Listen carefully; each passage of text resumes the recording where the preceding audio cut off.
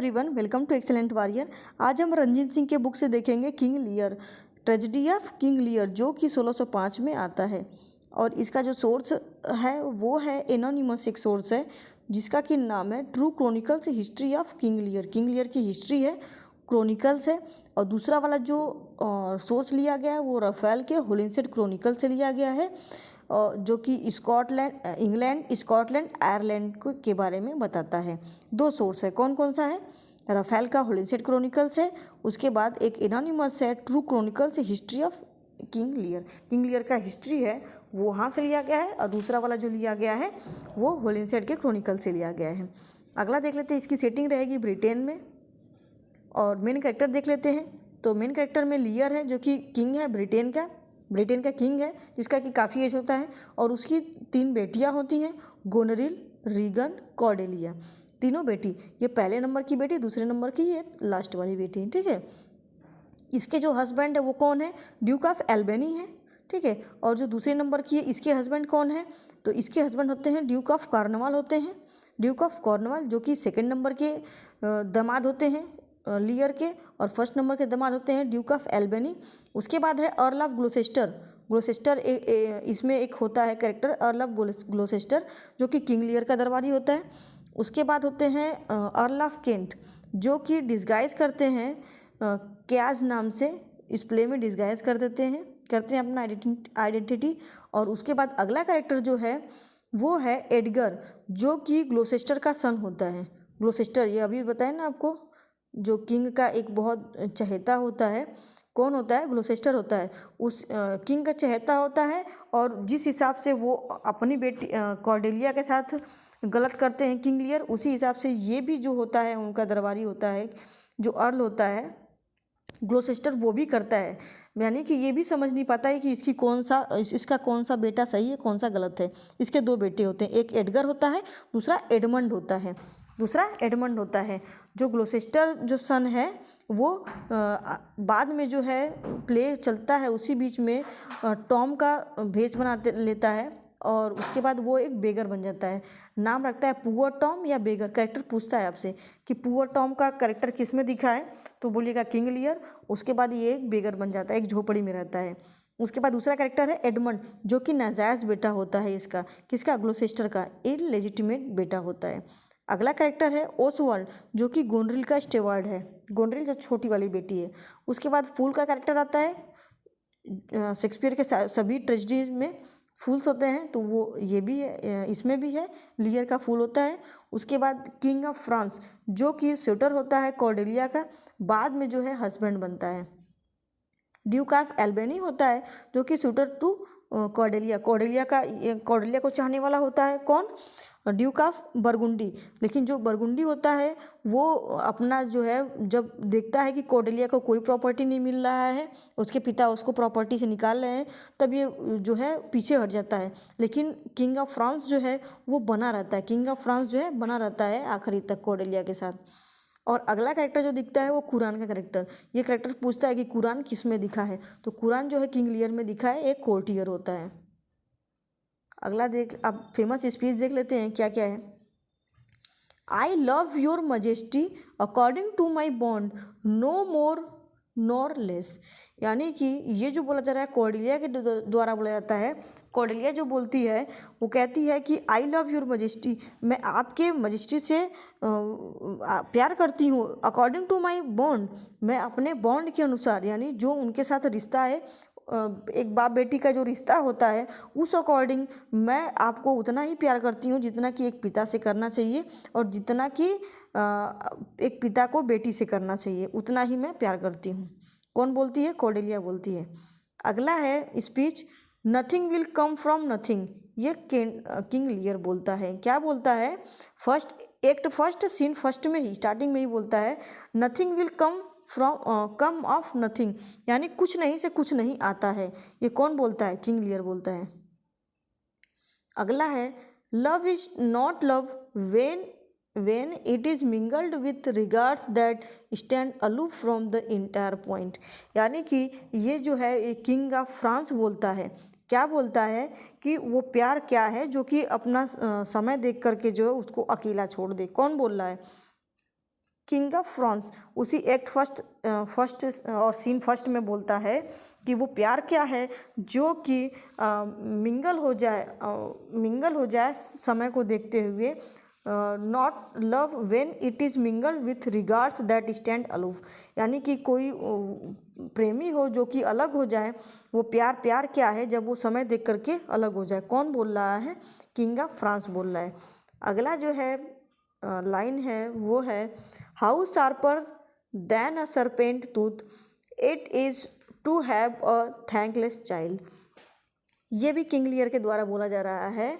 King Lear क्या बोल रहे हैं? अपनी बेटी जो होती है उसको बोलते हैं कि वो जो है उनकी जो बेटी है, how sharper than a serpent, यानी कि सरपेंट से भी शार्पर उसका तीत है।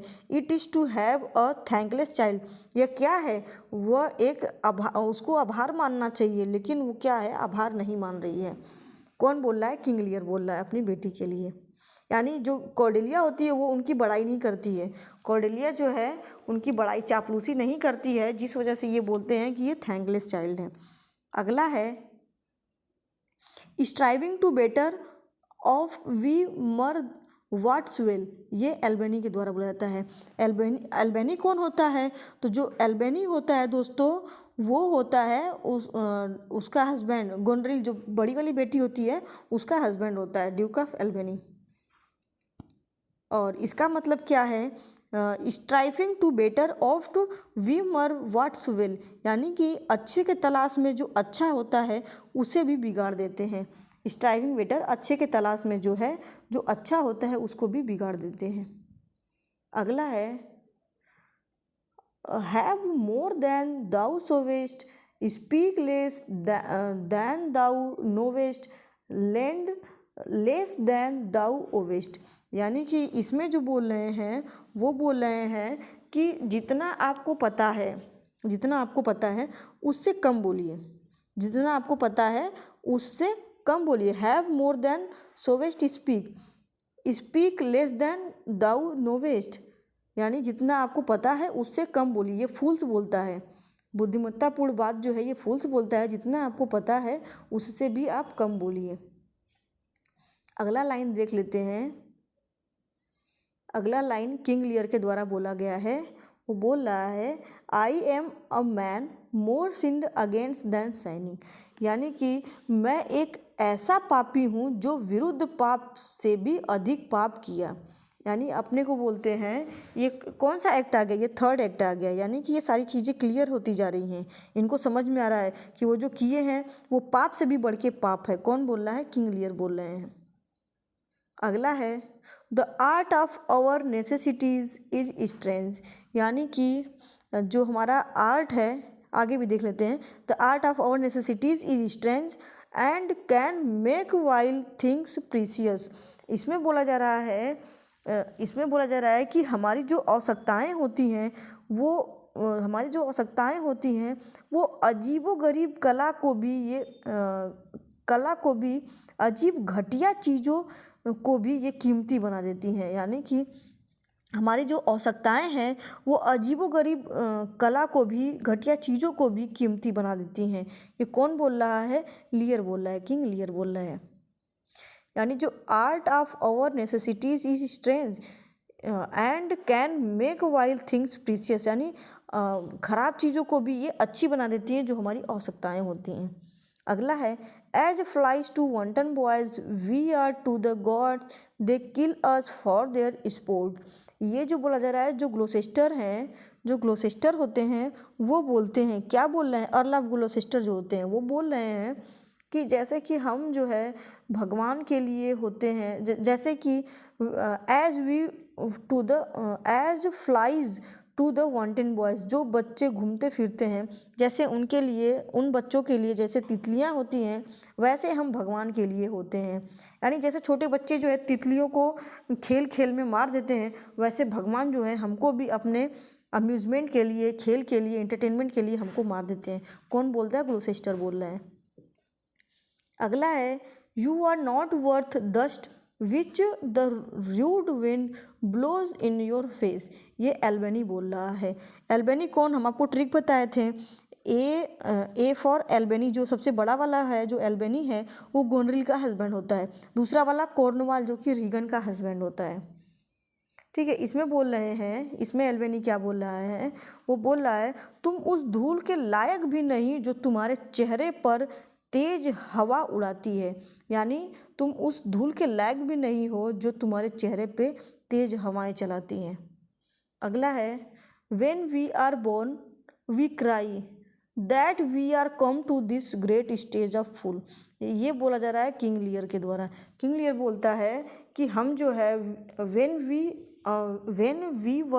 वी आर बोर्न, जब हम पैदा होते हैं, वी क्राई हम रोते हैं, और क्या बोलते हैं कि हम जो है इन मूर्खों के स्टेज पर आ गए हैं, मूर्खों के स्थान पर आ गए हैं। ये किंग लियर के द्वारा बोला गया है। अगला है O matter and impertinency mixed reason in madness. ये बोला जा रहा है किसके द्वारा, एडगर के द्वारा, जो कि ड्यूक का वो जो ग्लोसेस्टर रहता है, अर्ला ग्लोसेस्टर उसका बेटा होता है। ये सही बेटा होता है, ये जायज़ बेटा होता है। पुअर टॉम का रोल यही निभाता है, पुअर टॉम का। तो ये बोल रहा है O matter and impertinency mixed reason is madness, यानी कि इंसान में पदार्थ और अशिष्टता का मिश्रण पागलपन है। यानी कि इंसान में जो है मिश्रण जो होता है, जो पदार्थ का मिश्रण होता है और अशिष्टता का जो मिश्रण होता है वो पागलपन है। किसके द्वारा बोला गया है, एडगर के द्वारा। अगला है men must endure their going hence even as their coming higher ripeness is all। ये जो है वो बोला गया है कि मनुष्य को यहाँ से जाने के साथ साथ जो है यहाँ आने का भी सामना करना पड़ता है। यानी यहाँ से जाता है मनुष्य तब सामना करता है, यहाँ पर आता है तब सामना करता है। राइपनेस इज ऑल, यानी परिपक्वता क्या है, सब है। ये एडगर के द्वारा बोला गया है आखिरी में। अगला है the weight of this sad time we must obey speak what we feel not what we ought to say. थोड़ा थोड़ा करके बताते हैं इसको। इसमें बोला जा रहा है कि ये जो समय चल रहा है, इस दुखद समय का भार जो है हमको सहना पड़ेगा। यानी कि wait of this sad time, इस दुखद समय का जो है हमको ये भार जो है सहना पड़ेगा जो हम महसूस करते हैं, व्हाट वी फील, जो हम महसूस करते हैं, not what we ought to say, वो हमको कहना ज़रूरी नहीं है। यानी जो हम महसूस करते हैं हमको वो कहना चाहिए, बजाय कि हमको जो कहना चाहिए वो कहना। यानी कि जो हमको कहना चाहिए वो कहने की ज़रूरत नहीं है, जो हमको महसूस होता है वो कहना चाहिए। What we feel not what we ought to say. अगला है the oldest hath borne most we that are young shall never see much nor live so long. ये बोला जा रहा है एडगर के द्वारा। क्या बोल रहे हैं, वो वही बोलना चाहिए जो कि हम महसूस करते हैं। और ये जो है हमसे ज़्यादा जो है जो दुख हो रहा है वो किसको हो रहा है, जो बूढ़े हैं उनको सहना पड़ रहा है। हमसे ज़्यादा दुख जो है वो बूढ़े हैं उनको सहना पड़ रहा है। कौन बोल रहा है, ये एडगर बोल रहा है, ग्लोसेस्टर का बेटा Edgar. Folios edition 1623 in quarto of 1608 these lines were those of Albany. यानी कि ये जो लाइन है वो एल्बेनी के द्वारा दिखाया गया है क्वार्टो में। यानी कि जो फोलियो एडिशन है जो 1623 में फर्स्ट फोलियो पब्लिश होता है शेक्सपियर का, उसमें दिखाया जाता है कि एडगर के द्वारा बोला गया है। लेकिन जो क्वार्टो होता है, फोलियो और एक क्वार्टो होता है, जो क्वार्टो पहले पब्लिश होता है शेक्सपियर का, पहले क्वार्टो आता है उसके बाद फोलियो आता है। तो जो क्वार्टो रहता है दोस्तों 1608 में जो पब्लिश होता है उसमें जो है ये एल्बेनी के द्वारा दिखाया गया है कि ये बातें जो है एल्बेनी बोला है। ठीक है, अगला देख लेते हैं क्या है play. The life of टाइमन of Athens, टाइमन of Athens का है जो कि 1605 में आता है। और इसका जो सोर्स लिया गया है वो लिया गया है प्लूटार्स लाइफ से लिया गया है। इसकी सेटिंग है एथेंस में है। मेन कैरेक्टर देख लेते हैं, बहुत बड़ा प्ले नहीं है ना, बहुत इंपॉर्टेंट है तो इसको देखेंगे बस। टाइमन जो है वो लॉर्ड रहता है एथेंस का। ठीक है। एथेंस का लॉर्ड होता है और इसके फ्रेंड्स होते हैं इम्प्रोनियस होते हैं ल्यूकलस होता है, वेंटिडियस होता है। ये टाइमन्स के फ्रेंड होते हैं। टाइमन्स कौन? जो कि लॉर्ड होता है एथेंस का। और लूसियस जो है वो टाइमन्स का सर्वेंट होता है। एल्सीबाइड्स जो कैप्टन है मिलिट्री ब्रिगेड का कैप्टन है, क्या नाम है? एल्सीबिएड्स होता है। और उसके बाद अगला जो एक फिलोसफर का रोल किया है वो किया है अपेमेंटस। अपेमेंटस जो है एक फिलोसफर है। उसके बाद है फ्लेविस जो कि टाइमन्स का चीफ स्टेवार्ड है। टाइमन्स जो होता है लॉर्ड होता है उसका स्टेवार्ड होता है कौन? फ्लेविस। अगला है फ्लिनिया एंड टाइमेंड्रा जो कि प्रोस्टिट्यूट होती हैं। कौन होती हैं? प्रोस्टिट्यूट। फ्लिनिया एंड टाइमेंड्रा। ये हो गया। अगला देख लेते हैं प्ले जो है हमारा मैकबेथ है, ट्रेजेडी ऑफ मैकबेथ। ये जो है हुक्म आपको जो बताए हैं उसमें आखिरी प्ले है, ग्रेट ट्रेजेडी में ये आखिरी है। इसको जो परफॉर्म किया गया था 1606 में परफॉर्म किया गया था।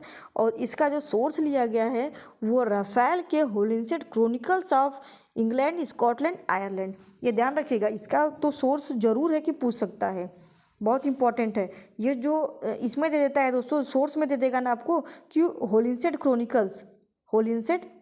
जरूरी नहीं कि आपको ये पूरा नाम दे, chronicles history of England Ireland Scotland Raphael, ये पूरा का पूरा नाम नहीं देगा। आपको ये पूछ देगा कि होलिंसेट क्रॉनिकल्स जो है ये किसका सोर्स है, तो आप लगा दीजिएगा मैकबेथ का।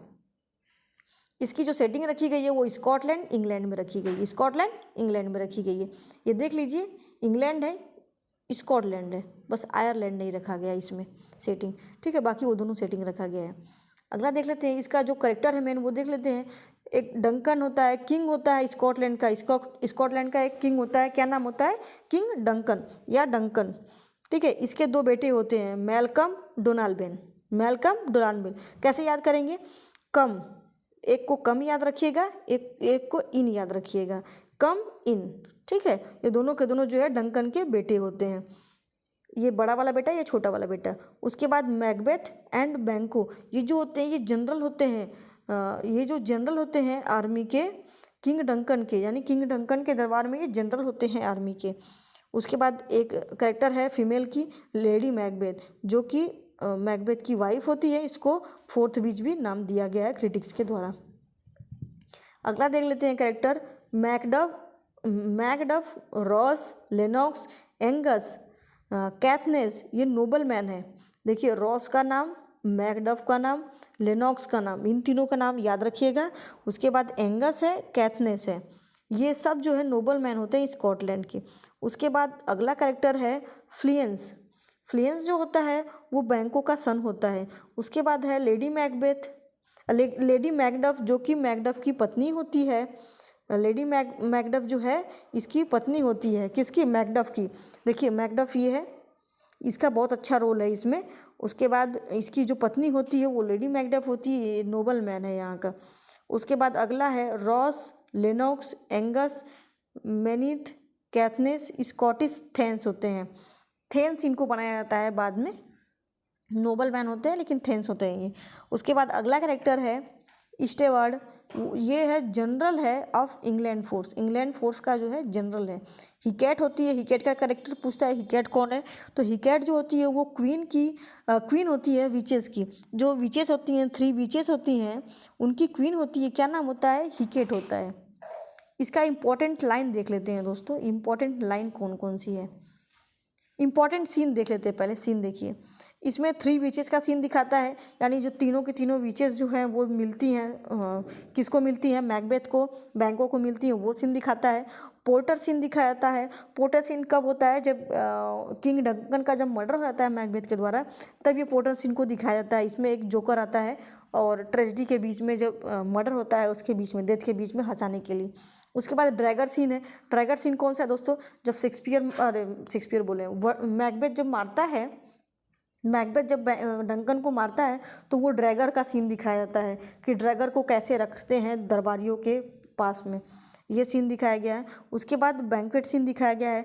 तो बैंक्वेट सीन जो दिखाया गया है उसमें क्या होता है कि डाइनिंग रूम होता है, उसमें जो है सब अपने टेबल पे बैठे रहते हैं और मैकबेथ जो है उसको लगता है कि जो बैंको है उसको तो मारने के लिए भेजा रहता है सैनिकों को, लेकिन ये जो है ये आकर के चेयर पे बैठा है, तब इसको लगता है कि बैंको जो है यहाँ पे बैठा है। ये सीन जो है दिखाया जाता है आखिरी में। उसके बाद अब आगे देख लेते हैं क्या है। Sleepwalking scene, sleepwalking scene, gunpowder plot. Gunpowder plot जो है ये रिलेट करता है आपका चार्ल्स जेम्स फर्स्ट से, ठीक है। स्लीप वॉकिंग सीन क्या है, इसमें जो लेडी मैकबेथ होती है वो नींद में चलने लगती है, ये दिखाया गया है। अगला देख लेते हैं, इसका जो फेमस स्पीच है वो देख लेते हैं। Fair is foul, foul is fair. ये विचेस के द्वारा बोला जाता है, जो चुड़ैल होती है उनके द्वारा बोला जाता है कि जो उनके लिए अच्छा है वो हमारे लिए बुरा है, ठीक है। Fair is foul, foul is fair. जो उनके लिए अच्छा है वो हमारे लिए बुरा है, यानी इंसानों के लिए जो अच्छी चीज़ें होती हैं वो हमारे लिए बुरी होती हैं, जो हमारे लिए बुरी होती हैं वो इंसानों के लिए अच्छी होती हैं। अगला है, there is no art to find the mind construction in the face. ये डंकन बोलता है। Duncan act first scene fourth में ही बोलता है, जब इसको पता चलता है कि इसका एक दरबारी है, इसका एक सोल्जर है जो कि इसके साथ गलत किया है, धोखेबाजी कर दिया है, वो मिल गया है एनिमीज़ के साथ, तब ये बात बोलता है, मैकबेथ के सामने ही बोलता है कि देयर इज़ नो आर्ट, ये यहाँ पर कोई कला नहीं है, find the minds construction in the face, यानी कि लोगों के चेहरों को पढ़ सको, यानी लोगों के चेहरों से ही जान सको, ऐसा कोई आर्ट नहीं है। ऐसा कोई आर्ट नहीं है कि लोगों को चेहरे से ही पहचान लो। अगला है लेडी मैकबेथ का है, look like a innocent flower but be serpent under it. ये लेडी मैकबेथ बोलती है। लेडी मैकबेथ कितनी क्रूएल होती है। एक्ट फर्स्ट सीन फिफ्थ में बोलती है कि मैकबेथ को बोलती है, look like a innocent flower, एकदम इनोसेंट बच्चों की तरह दिखो, but be serpent under it, लेकिन इसके अंदर जो है सांप पालो, यानी दिखो बच्चों के जैसा और अंदर जो है सांप पालो। ये कौन बोलती है? लेडी मैकबेथ बोलती है। अगला है, will all great Neptune's ocean wash this blood clean from my hand. Lady Macbeth बोलती है कि will all great Neptune's ocean wash this blood clean from my hand. ये जो है मर्डर कर दे, इतना मर्डर करवाती है, उस टाइम पे ये पागल हो जाती है। वो बोलती है, क्या ये जो समुद्र है क्या ये सब हमारे हैंड से जो है ब्लड है उसको क्लीन कर पाएगा? ये कौन बोली? मैकबेथ बोल रहा है। मैकबेथ बोलता है, इतना मर्डर किया रहता है, वो जो डंकन का जब मर्डर करता है दोस्तों ना, तो वो ब्लड उसके हाथ से नहीं जाता है। डंकन का मर्डर तो कर देता है, लेकिन उसका जो डर होता है, उसका जो खून होता है, इसकी आंखों के सामने बार बार दिखता है, बार बार ये हाथ को धुलता है। अगला है, to show an unfelt sorrow is an office which the false man does easy। ये जो है किसके द्वारा बोला जा रहा है? मैल्कम के द्वारा बोला जा रहा है। मैल्कम जो है वो क्या बोल रहा है? वो बोल रहा है, to show an unfelt sorrow is an office which the false man does easy, यानी कि जो दुख है, वो जो झूठे लोग होते हैं वो दुख अच्छा प्रकट कर लेते हैं, बल्कि जिनको दुख होता है वो प्रकट नहीं कर पाते हैं। ये कौन बोल रहा है? मैल्कम बोल रहा है। अगला है, Duncan is in his grave after life's fitful fever he sleeps well. ये मैकबेथ के द्वारा बोला जा रहा है। मैकबेथ बोल रहा है, डंकन जो है अपनी कब्र में है, after his life fitful fever he sleep well, यानी डंकन जो है वो तो चैन से सो रहा है, लेकिन हम लोग जो है उसको मार करके चैन से नहीं है। ये मैकबेथ बोलता है। मैकबेथ जो है जब से मारा रहता है डंकन को, तब से बेचैन रहता है। अगला देख लेते हैं, Here is the smell of blood still, all the perfumes of Arabia will not sweeten this little hand। ये लेडी मैकबेथ के द्वारा बोला जाता है। लेडी मैकबेथ जो मैकबेथ की पत्नी होती है, जिसको फोर्थ विच बोला गया है, वो ये बात बोलती है कि जो स्मेल है, ब्लड का जो स्मेल है, वो अरेबिया जो है वहाँ का जो परफ्यूम है वो भी इसके स्मेल को, इसके हाथ की स्मेल को स्वीट नहीं बना सकता है। यानी कि जो उसके हाथ में जो ब्लड का स्मेल है वो पूरा अरेबिया का जो परफ्यूम है वो भी इसको स्वीट नहीं बना सकता है। इसको दोस्तों हाइपरबोली में भी यूज़ किया जाता है। Perfumes of Arabia will not Sutton this hand, इसको जो है दिखाया जाता है, एक हाइपरबोली में भी दिखाया जाता है। अगला है, देखते हैं hyperbolic example, figure of speech है हाइपरबोली ना, उसमें भी ये एग्जाम्पल पूछा जाता है। अगला है what's done can not be undone, lady Macbeth है बोलती है, क्या बोलती है, जो हो गया वो हो गया। What's done can not be undone, जो हो गया वो हो गया, उसको हम दोबारा नहीं ला सकते हैं। कौन बोलती है? लेडी मैकबेथ बोलती है। अगला देख लेते हैं, ये सबसे इम्पोर्टेंट है, सबसे फेमस है, ठीक है। Tomorrow tomorrow and tomorrow creeps in this pretty space, out out brief candle, life is but a walking shadow, a poor prayer, what struts the frets his hour upon the stage and then heard no more, it is a tale told by an idiot full of sound and fury। देखिए ये जो sound and fury जो लिया गया है, ये एक वर्ग भी बना दिया गया है, साउंड एंड फ्यूरी, ठीक है। Sound and fury signified nothing, ये जो है मैकबेथ के द्वारा बोला जाता है। मैकबेथ जो है आखिरी में एक्ट 5 सीन 5 में बोलता है, tomorrow tomorrow tomorrow creeps in petty space, out out brief candle. वो बहुत दुख प्रकट करता है, वो बोलता है कि किसने बोला है, किसने बोला है कि जो हम हैं, जो हमारी जो हमारा जो जीवन है वो एक चलता फिरता जो है वो क्या है, एक चलता फिरता एक वो एक चलता फिरता एक परछाई है जो कि एक दिन हमारा जो है साथ छोड़ देगा। ये एक इडियट के द्वारा बोला गया है, टोल्ड बाय एन इडियट, ठीक है। तो ये हो गया हमारा मैकबेथ। मैकबेथ भी जो हमारा ख़त्म हो गया। अगला हमारा रहेगा एंटोनियो एंड क्लियोपत्रा, जो कि जूलियस सीजर का दूसरा वाला पार्ट है, ये रोमन प्ले है। तो अगला हम ये देखेंगे। एक चीज़ आप प्लीज़ कर दीजिएगा, सब्सक्राइब मत भूलिएगा, सब्सक्राइब प्लीज़ मत भूलिएगा, सब्सक्राइब कर दीजिएगा। हम देखते हैं कि अनसब्सक्राइब करने वाले ज़्यादा वॉच करते हैं, सब्सक्राइब करने वाले बल्कि कम वॉच करते हैं, रहता है उनका भी 50-50 रहता है, लेकिन आप प्लीज़ सब्सक्राइब कर दीजिएगा, ठीक है। थोड़ा सा मोटिवेट होते हैं हम, सब्सक्राइब हो जाता है तो। आज के लिए इतना ही, मिलते हैं अगले वीडियो में।